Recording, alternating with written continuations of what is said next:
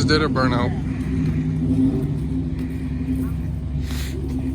Not the Mustang fam. Right there. Right over there.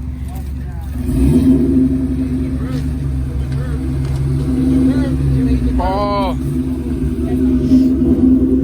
Why you making him do that though? Turn it off.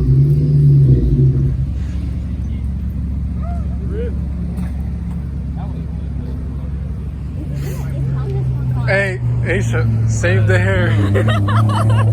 Save the hair.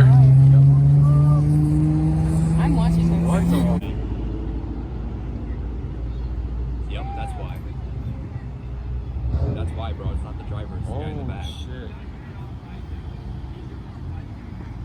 Yo, you gotta come on.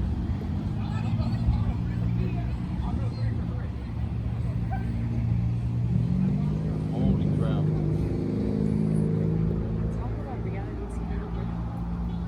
I thought it was no, so he wasn't yelling at the driver, he's yelling at that kid. So you arrested him for yelling at him? It's called disorderly conduct. Yeah. I ain't know that. They have freedom of speech. That's a fucking amendment.